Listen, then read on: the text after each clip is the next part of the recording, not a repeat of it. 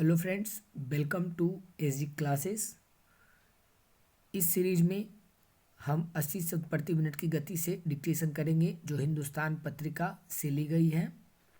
चलिए शुरू करते हैं।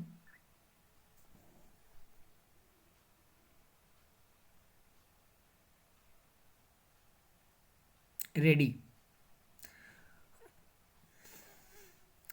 कुन्नूर में हुए हेलीकॉप्टर हादसे में पहले सीडीएस जनरल बिपिन रावत, उनकी पत्नी और सैन्य अधिकारियों की मौत बेहद दुखद है।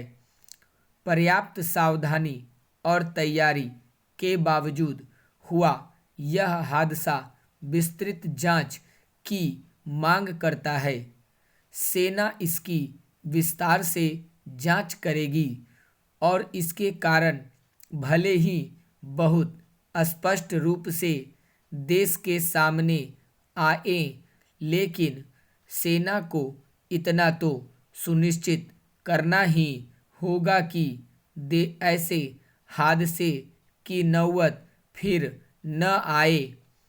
अफसोस, उतरने से कुछ ही देर पहले बीच जंगल में यह हादसा हुआ है, जिसमें 5 से अधिक सैन्य अधिकारियों की जान चली गई है।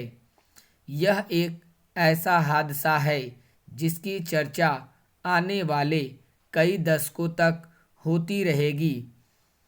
ऐसे हादसे न केवल इतिहास को नया मोड़ देते हैं, जरूरी सुधार के लिए विवश भी करते हैं।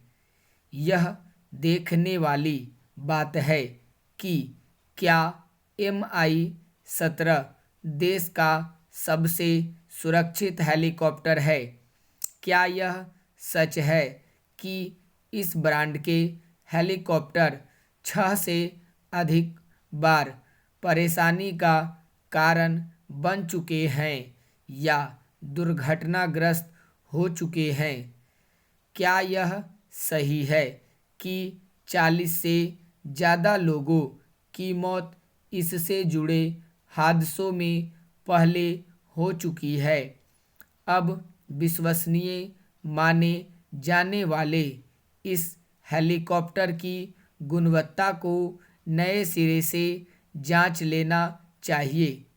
क्या यह हवाई वाहन सेवा के लिए मुफीद है।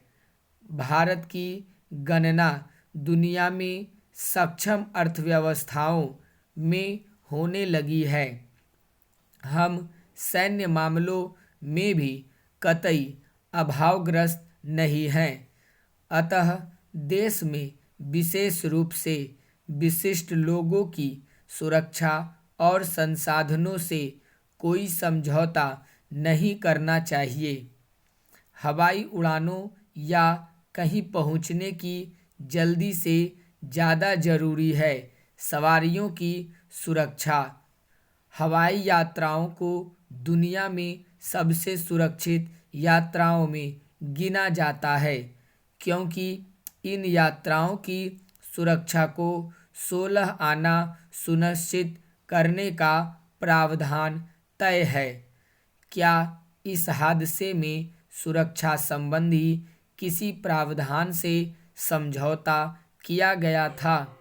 मामला सेना का है तो उसे अपने ही स्तर पर जिम्मेदारी सुनिश्चित करनी चाहिए। सेना की कमियों पर गोपनीयता की यथोचित चादर स्वाभाविक है, लेकिन सेना अपनी सुरक्षा ऐसी रखे कि किसी के लिए उंगली उठाने की गुंजाइश न रहे। समय के साथ एकाधिक पुराने या खटारा होते विमानों को विदा किया गया है और नए विमानों को बेड़े में शामिल किया गया है।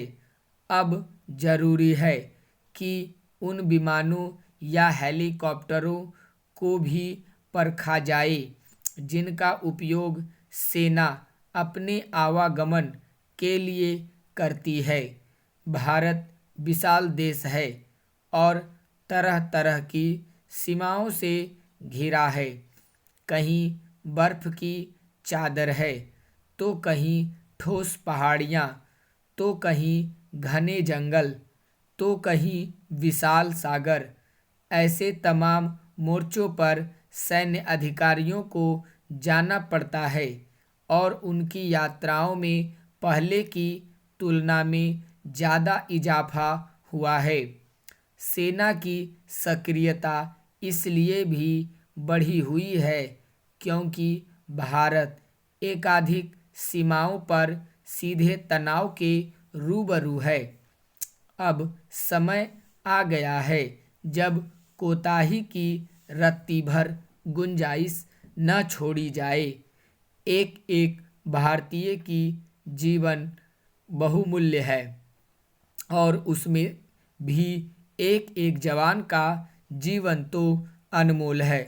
सरकार को पूरी तैयारी के साथ सामने आना चाहिए और देश को आश्वस्त करना चाहिए कि ऐसे हादसे फिर नहीं होंगे। जिन अधिकारियों की मौत हुई है उन्हें हम तभी सच्ची श्रद्धांजलि दे पाएंगे जब हम इस हादसे से जरूरी सबक लेंगे और अपने आप को पहले की तुलना में ज़्यादा मजबूत करेंगे।